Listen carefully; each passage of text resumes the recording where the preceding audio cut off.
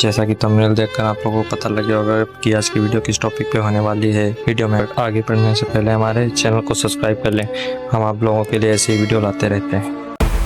मुस्लिम संगठनों के विरोध के बाद दिल्ली हाईकोर्ट ने फिल्म की रिलीज पर रोक लगा दी।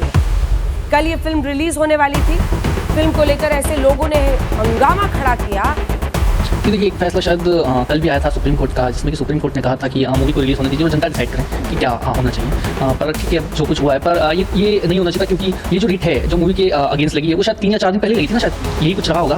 पर एक याचिका जो कि मैंने लगाई थी आज से करीब मेरे पिताजी के इंसिडेंट में, जो कि 3 साल पहले हुआ था 28 जून 2022 को, उस केस का कोई निष्कर्ष नहीं निकला। ठीक है, आज तक वो केस वैसा का वैसा है। ठीक है, उस केस में 150 गवाह थे, 150 प्लस गवाह थे, उसमें शायद 15 या 16 की पेशियां भी नहीं हुई। ठीक है, और ना उसमें फास्ट टैग लगा, ऊपर से वो जो केस है वो सीबीआई को एडिशनल चार्ज दिया हुआ एनआईए का। ठीक है, वहाँ चल रहा है, तो उसमें डे बाई डे हियरिंग भी नहीं होती, नहीं उसमें बराबर पेशी हो रही है। ठीक है, और वही 3 साल से किसी केस में अपराधियों को सजा नहीं मिली, वीडियो सबूत वगैरह सब कुछ होने के बावजूद, और जब एक हकीकत एक मूवी के जरिए देश को दिखाना चाहता है कोई, ठीक है, कि उस समय क्या हुआ था 28 जून 2022 को, तो उसके लिए पूरा एक संगठन खड़ा हो जाता है। जमीयत उलमा ये मौलाना मदनी जी आ जाते हैं कि नहीं, मूवी पर रोक लगनी चाहिए, मूवी पर रोक लगनी चाहिए, और सिर्फ 3 दिन के अंदर हमें पता चल रहा है कि मूवी पर रोक भी लग गई। मतलब कितना हमारा जो कानून है वो कितना तेज है ना, एकदम फास्ट। ठीक है, पर वही जब किसी केस में अपराधियों को सजा देनी होती है तो वो नहीं हो रही।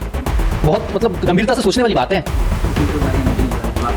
बिल्कुल, अब हाई कोर्ट में जिस तरीके से लिया है इसको, और जो प्रोड्यूसर सर है उन्होंने बोला है कि इसको सुप्रीम कोर्ट में भी ले जाएंगे और देखते क्या होगा आगे।